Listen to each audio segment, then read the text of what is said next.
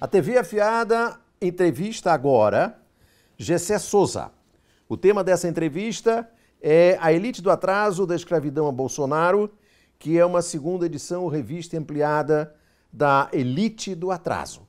A Elite do Atraso ficou 56 semanas na lista de best-sellers.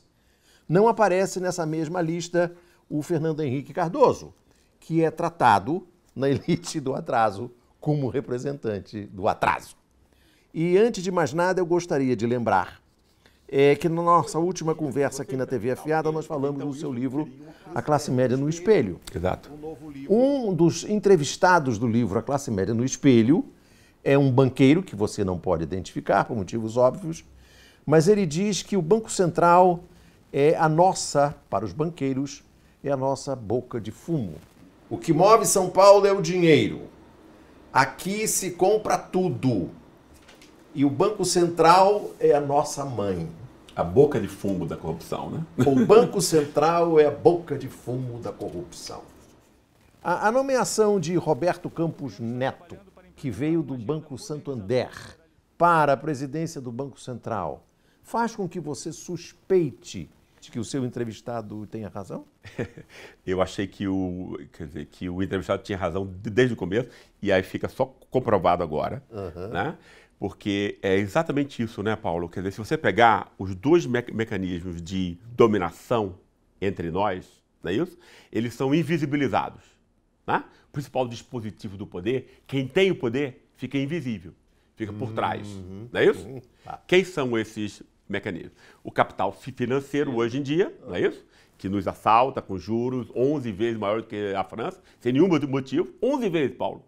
Tudo que a gente compra está embutido isso, uma enorme, gigantesca transferência de recursos, né? Isso é assalto, né? Isso, na minha terra, é asfalto, na sua também, né? Imagino.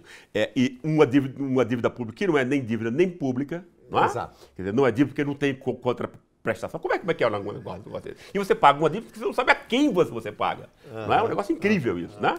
Entende? Quer dizer, isso é que é o Banco Central, né? Entende? Quer dizer, ele monta todos os preços de mercado, não é isso? Impõe à sociedade, né? E a imprensa, que deveria noticiar, esconde. Não. E legitima até. E legitima e considera que o Banco Central é uma espécie de catedral de Chartres. Exatamente. Do pensamento capitalista. Exatamente isso. Né? A Mina Leitão tem, por exemplo, pelo Banco Central, uma adoração quase que de um cristão que se posta diante de Chartres. Exatamente. Exatamente isso. O real poder, né, que é esse que está aí, né, que é uma corrupção legalizada, no fundo, Sim. que ele compra, é o poder político, compra a imprensa para não dizer nada e para mentir. Né? O que a imprensa faz é mentir, né? Desvirtuar o mundo. Né? Então, os dois grandes poderes, quem efetivamente rouba e quem deveria noticiar, né? E esconde, são invisibilizados. A gente não sabe quem está roubando, claro. Portanto, né? E os dois se põem como se... E a imprensa se põe como se fosse neutra, né? Etc. Como se... Né? Quando, no fundo, ela está compactuando com esse, claro. Com esse assalto. Né? E isso aí, Paulo, eu acho extremamente importante, porque a gente já passa para o claro. elite do atraso, né? Claro. Que é o quê? Como você pode invisibilizar um assalto desse tamanho?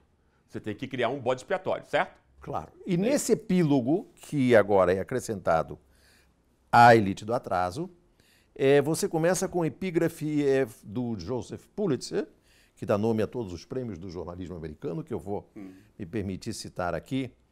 Com o tempo, uma imprensa cínica, mercenária, demagógica e corrupta formará um público tão vil como ela própria. É perfeito isso. Isso é perfeito. Né? Isso é incrível, né? Porque é exatamente isso. Né?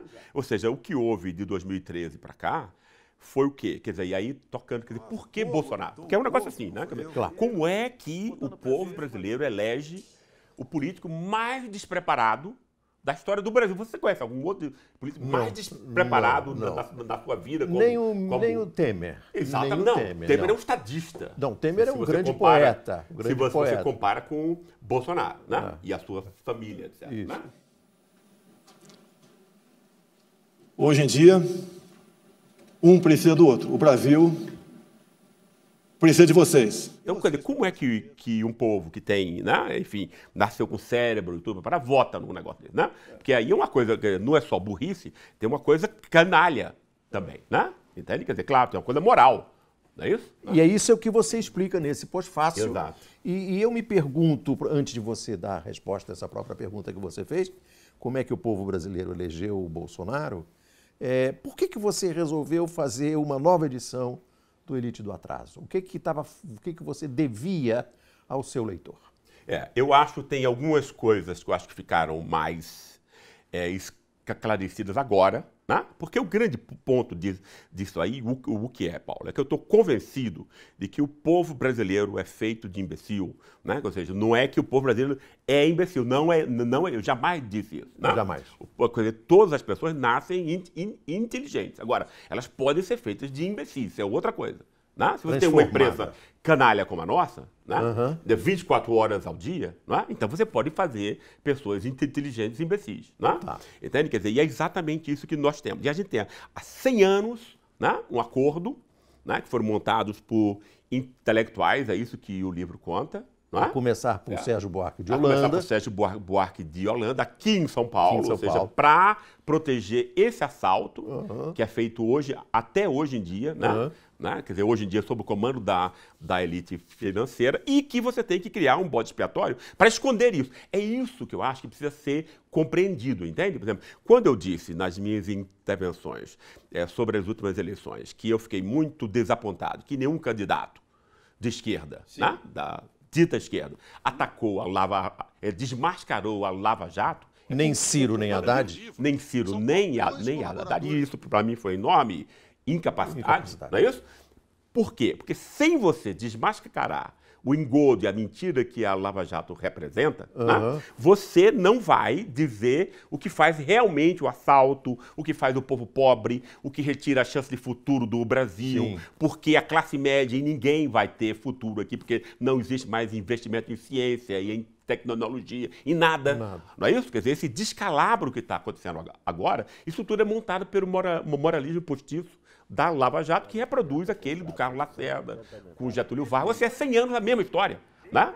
Essa elite canalha, ela não tem nenhuma outra, Paulo, nenhum outro argumento, né, para dominar a sociedade como um todo, para imbecilizá-la, que não esse tipo de moralismo. Né? Então você cria, eu não estou dizendo, obviamente, que não é recriminável a corrupção política. Nunca disse você disse muito claro. Não é isso? O que eu estou querendo dizer é a corrupção política é usada, né, para obscurecer, né, e aí tem um vínculo orgânico entre os dois. Né? Só existe invisibilização do assalto que a elite faz porque, através da imprensa, das universidades e tal, né, quer dizer, o povo inteiro foi manipulado para ver apenas esse bode expiatório da corrupção política. Então, tem algumas coisas que eu pus nessa versão nova que tornam isso mais claro. Por exemplo, Paulo, né?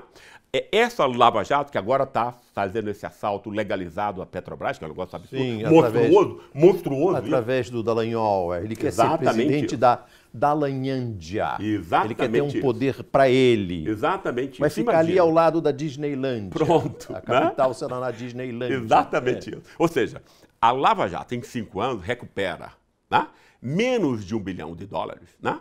Enquanto se a gente pegar, não esse assalto legalizado de juros, não sei o que e tal, só o assalto que é ilegal mesmo, né? Que é sonegação de imposto pelos mais ricos.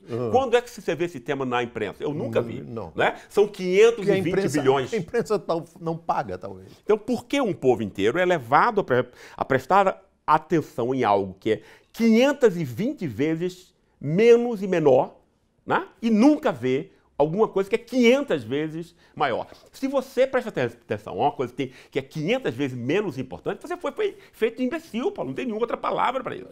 Né? E se é dinheiro é quantidade. Né? O dinheiro não tem qualidade. Né?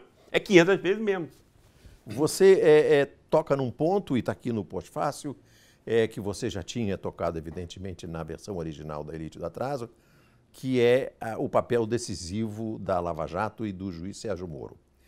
Um fato novo que você discute aqui no Pós-Fácil é o fato de que o juiz Sérgio Moro desmascarou-se de forma irremediável quando aceitou ser ministro do governo, o que levou uma revista inglesa a formular uma frase muito simples, que Bolsonaro levou para ministro aquele que impediu que o Lula, que ia derrotá-lo, fosse candidato. É um escândalo. É só isso. Então eu te pergunto, o fato de o Moro ter ido para o ministério compactuar com tudo que a gente está vendo aí, desmonta essa lógica que sustenta a racionalidade da elite do atraso? Eu acho que é um instante extremamente importante agora, porque o rei está nu aí, né, no caso. Não só isso, os 6 milhões aí da delação da OAS mostra que foi um processo montado, um processo de aparência e tal, né? Os estrangeiros, os jornalistas estrangeiros, e eu já conversei com alguns que não acreditam nisso, né? Que essa coisa realmente aconteceu e tal, né? Então, nem acreditam na autenticidade ou na legitimidade da condenação do Lula? Obviamente que não, claro. Né? Entende? Quer dizer, mas, enfim, todo esse processo, né? E eu acho que a gente está chegando numa hora onde existe a possibilidade, claro, que, por exemplo, que o fato de que a classe média acreditar nessas besteiras, por exemplo, não é só um fato cognitivo, né? Entende? Quer dizer, você acredita nisso porque, no fundo, você quer que os pobres jamais ascendam, que é a regra de uma sociedade escravocrata como a nossa. Claro. Que, no fundo, na verdade, a coisa mais importante desse livro, o fio condutor. Né? Mostrar o quê? Quer dizer, nenhum intelectual brasileiro tomou a escravidão a sério. Claro. Né? Tá? Quer dizer, o núcleo de São Paulo aqui, quer dizer, nunca tocou. Né? É como se houvesse escravidão e tal. Gilberto Freire tocou, né? Foi o único que tocou, não é isso? Mas retirou da escravidão todo o conflito, quer dizer, fez uma imagem fantástica, fantasiosa, literária, de Casa Grande disso. Né? Astronômica, antropológica. Exatamente. Por conta disso eu quis fazer... não foi ao âmago da questão. Não foi. Que é a humilhação, né? O gozo sádico na humilhação do outro, que é isso que a classe média e a nossa elite tem com relação ao povo. Né? Claro. Age como um belga no Congo, não é isso? Isso. Né? Agora, você trata aqui nesse pós-fácil, e eu gostaria que você ajudasse o nosso espectador a entender, você trata do fato de que o fascismo é sempre o plano B do capitalismo quando o capitalismo começa a não dar certo. O que você quis dizer com isso e que isso tem a ver com o fato de que o brasileiro se tornou tão imbecil que acreditou num governo com características fascistas? Claro. Ou seja, o mito que vira mico, não é isso? No fundo, eu acho que esse ponto é muito importante, porque, por exemplo, para mim não tem nenhuma separação entre Lava Jato e Bolsonaro. Não é isso? Obviamente. Os dois, quer dizer, não existiria Bolsonaro sem a Lava Jato. Não é isso? Mas não existiria mesmo. Ou seja, você quebrou todos os acordos democráticos através dessa imprensa que nós conhecemos. 18 mil horas agredindo a presunção de inocência de Lula. Lula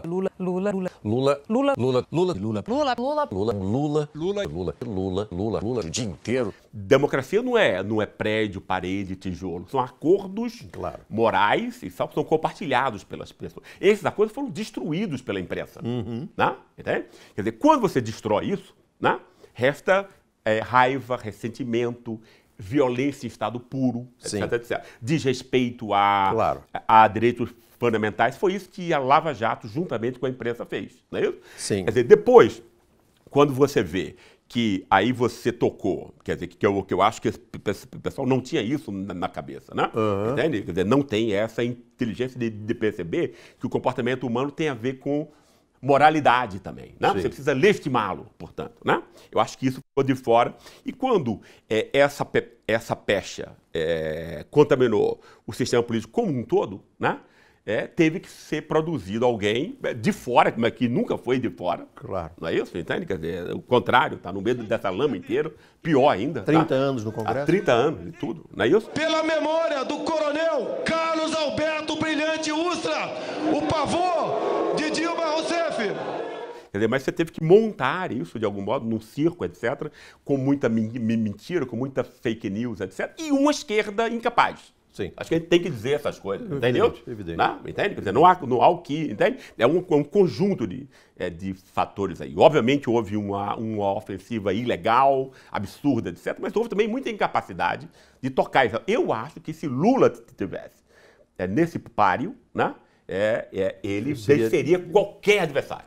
Mas Qualquer vamos adversário, voltar ao né? ponto de como explicar o avanço do fascismo Claro. entre os próprios pobres. Exatamente. Isso é um Você ponto muito diz, importante. você diz aqui, o contexto geral do neofascismo contemporâneo parece resultar do processo de desenraizamento político e social provocado pelas mudanças no que poderíamos chamar de capitalismo financeiro na esfera política.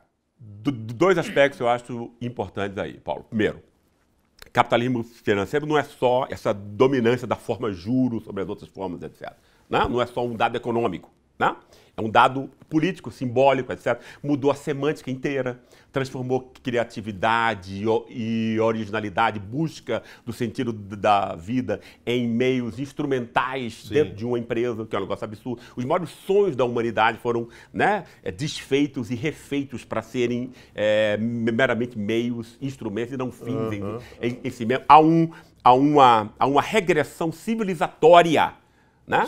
Da espécie humana como um todo a partir disso. Né? E o que foi que o capitalismo financeiro fez também? Destruiu qualquer forma associativa. Né? Sindicato, partidos, associações em geral. Você isola o indivíduo, você compra a imprensa depois para mentir muito. Né? Claro. Esse cara fica mais pobre, tem que trabalhar mais tempo, não tem direitos, ainda assim é desempregado, humilhado, etc, etc. Ele só tem raiva em si, não é isso? Né? Quer dizer, ele vai jogar essa raiva para onde? Né? Quer dizer, a criação de bodes expiatórios é extremamente importante por conta disso. Porque evita que, porque, por exemplo, no capitalismo financeiro ele conseguiu dominar a cabeça das pessoas a tal ponto que diz assim, olha, se você se deu mal na vida, não é porque a gente está roubando o seu dinheiro aqui em cima, não. Quer dizer, no Banco Central, etc. É porque você é um fracasso. Né? Entende? Uma e multidão de desempregados e subempregados empobrecidos ao longo de anos de política em favor do rentismo nacional e internacional passa a ter a opção de dirigir sua raiva e ressentimento contra si mesmos. Exatamente. E aí você cai na depressão, que é a doença da época. É disso que as pessoas hoje em dia ficam doentes, né? Não conseguem dormir, não sei o que e tal, para parar. Não é isso? Ou você cai no álcool e tal, para parar, a droga e tal, para parar. Não é isso? Quer dizer, forma de escapismo aí, né? Ou então você joga a sua raiva em gays, índios, que são os bodes mulheres, expiatórios. os bodes expiatórios, né? Quer dizer, mexicanos lá no caso dos Estados Unidos, etc, etc. Não é isso? Então o capitalismo financeiro desinforma, né?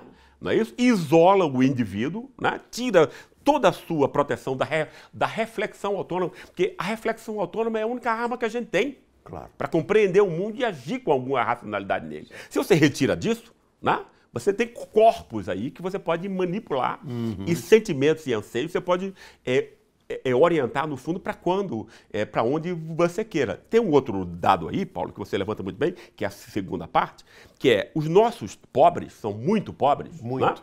Né? Muito mais do que em outros lugares. Temos a maior distribuição de renda do mundo comparada à de Zâmbia e Costa do Marfim.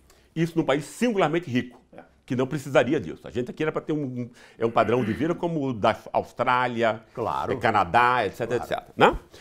Não temos por conta dessa elite que mente e que assalta, não é isso? Cravocrata. Exatamente. Nos estudos que eu fiz sobre os pobres entre nós, que é extremamente importante, porque, por exemplo, a esquerda de classe média não tem os pobres, né? Nem sabe o que é, nem sabe como é a vida. Né? Isso é importante, eu gostaria de ajudar você a esclarecer para o nosso espectador da TV Afiada que tudo isso que você diz aqui tem uma base de sustentação empírica em pesquisas que você realiza ao longo da sua vida profissional de sociólogo, que é ir para o campo, ouvir pessoas e pessoas e pessoas anos e pessoas e anos.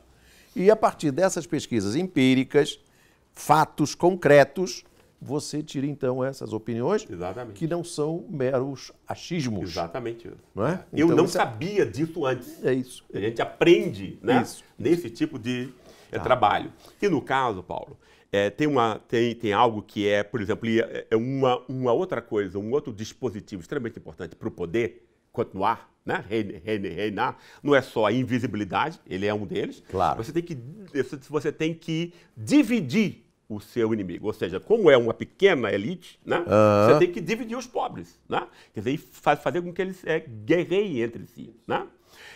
Os pobres entre nós, eles são já...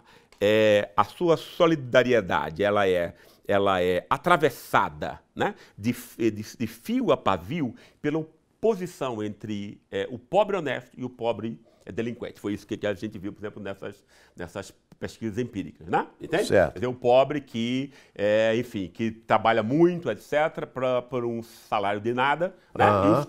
E os tipos tidos como criminosos, né? Claro. Na acepção da elite, porque Sim. o bobo da elite, o cara não é criminoso. Não. O cara assalta milhões, né? Não. Bota o dinheiro, né, dessas pessoas em paraíso fiscal e esse cara é legal, entendeu? É admirável. Os presidentes do Banco Central, por exemplo, Exato. são endeusados. Exatamente isso. Tem a carta de revista, são, né, elogiados e tal, né, e tal. Quer dizer, mas esse pobre, ele sofre essa... Quer dizer, então, o criminoso homem é o bandido, a criminosa mulher é a prostituta. Não é isso?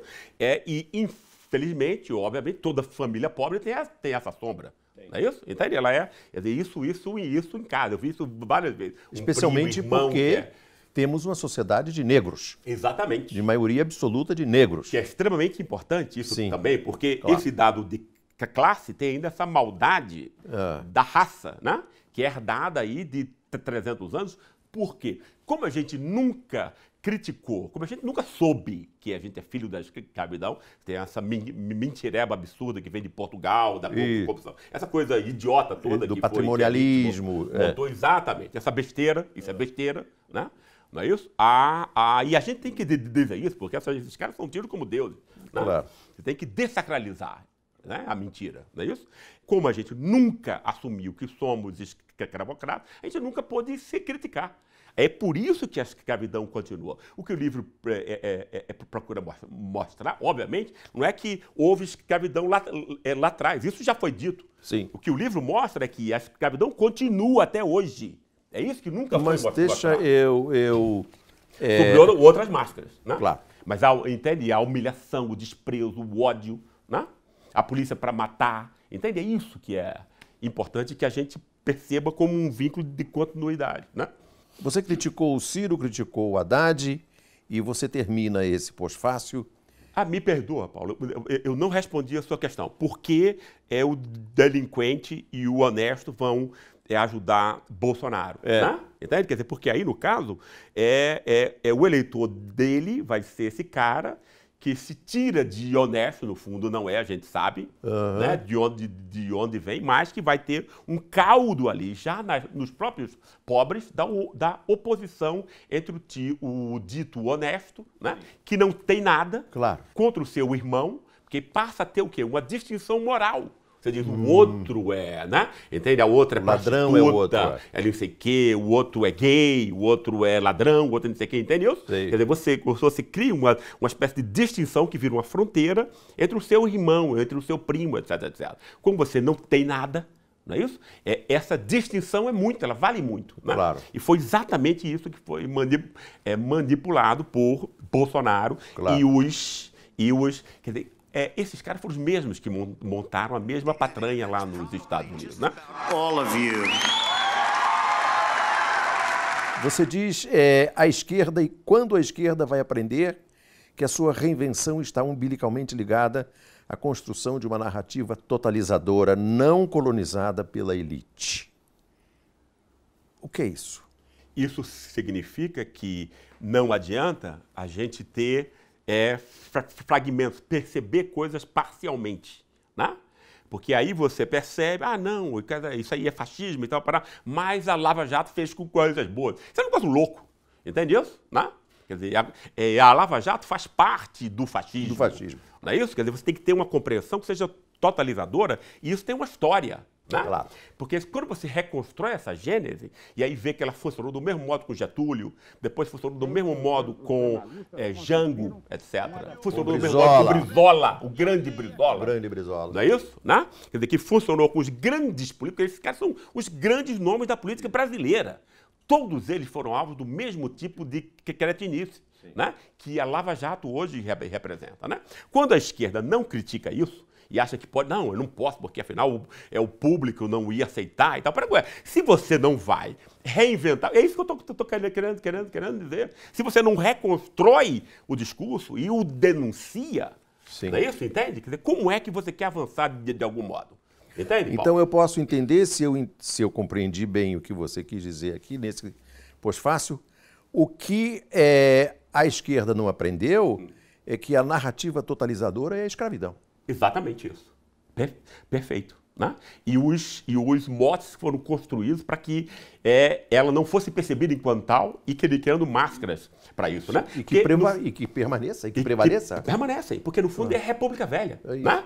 Quer dizer, se a gente pegar historicamente, a República Velha foi um arranjo para continuar a escravidão. Né? Sobre dois aspectos. O Estado vira banco particular, continua, aliás, banco particular de uma pequena elite, é o que ele é hoje. Sim. A gente sabe disso. Né? Entende? E o PT foi alçado do poder, foi retirado do poder, porque queria pegar 10% desse orçamentozinho para os 80% que não tem nada. Claro. Né? Essa foi a razão. Né? E o outro dado da República Velha, que continua até hoje, é que você tem que criminalizar, estigmatizar a soberania popular.